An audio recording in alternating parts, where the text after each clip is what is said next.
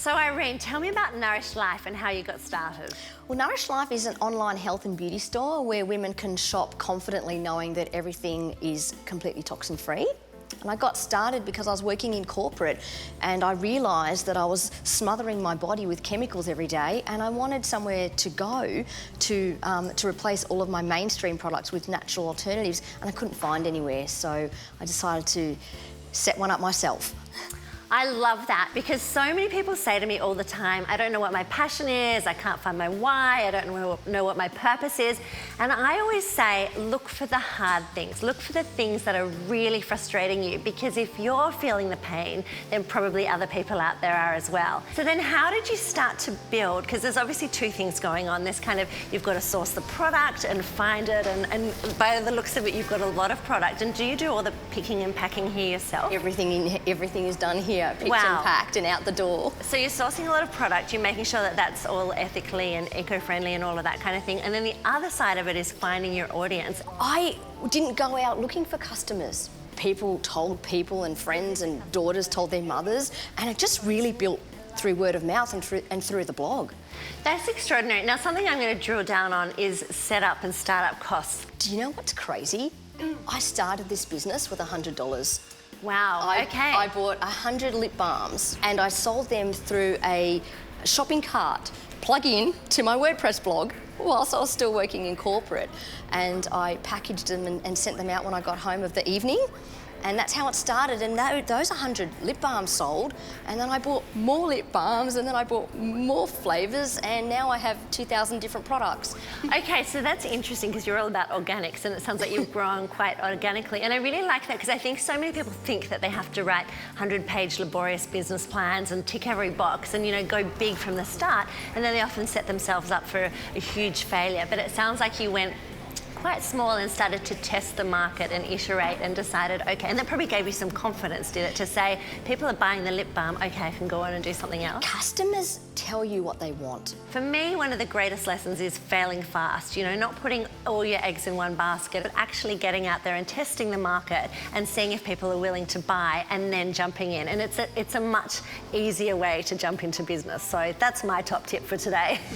So you started 3 years ago, is that right? Started almost 3 years ago. Yep. We turned over, so we had that $100. We turned over almost $400,000 that first year. Yeah, extraordinary. And we've doubled every year. So we did 2 last year and we're on track to do 4 this year. That is extraordinary. Can you tell me what have been your key tips to actually getting out there and doing it? The biggest tip I have is to really sketch out the process from when somebody places that order online, from their initially looking at your website, all the way through to the final delivery on their doorstep. So if you sketch that out, you'll see lots of missing links. We had a lot of missing links, and it wasn't until I sat down with a pen and paper and I realised there's gaps here and we need to link them. Now we have a system from the beginning to the end that's quite seamless. So who are some of your most valuable partners?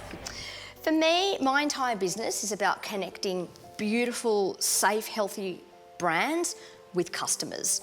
So my most valuable business partners are the manufacturers behind these amazing brands. They're scientists, and they make and bring these beautiful products to life. And of course, people like Australia Post, because it's that end package that when you open your door and the postman delivers it and they look at that beautiful pink box, that makes customers keep coming back. So it's really the logistics side and the manufacturing side. So can you tell me, Irene, your top tips for turning a hobby into a business?